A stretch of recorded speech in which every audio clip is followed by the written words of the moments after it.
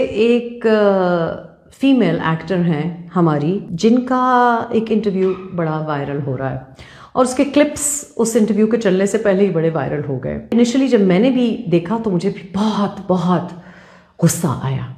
खातून है, एक्टर है, कमा रही हैं और एक इंटरव्यू में बैठी हुई कह रही हैं कि औरत की कमाई में बेबरकती है। इट्स वेरी ईजी टू से दिस, लेकिन आप इंसल्ट कर रही हैं उन तमाम ख़वातीन की जिनके पास चॉइस नहीं थी कि वो मर्द की बरकत कमाई का इंतज़ार करते।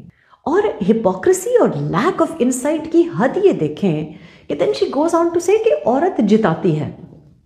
मेरी बहन, यू नो व्हाट, मर्द भी जिताता है। रेहाम खान का कहना था कि अगर औरत जताती है तो मर्द जो है वो 10 गुना ज़्यादा जताता है। शायद आपको पता नहीं है ये चीज़, या तो फिर आप जान के अनजान बन रही हैं।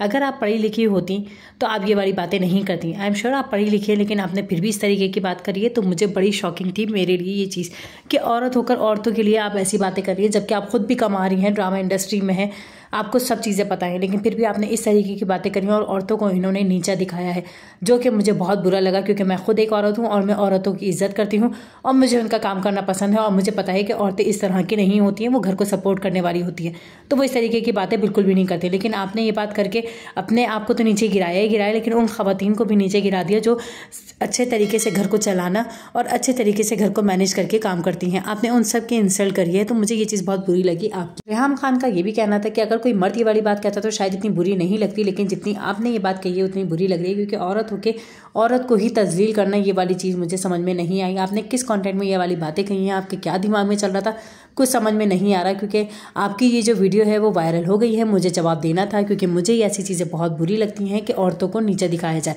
औरतें नीचे नहीं होती हैं, ना औरतों का दिमाग इस तरीके का होता है, ना औरतें इस तरह की बातें सोचती हैं जो आपने कही हैं।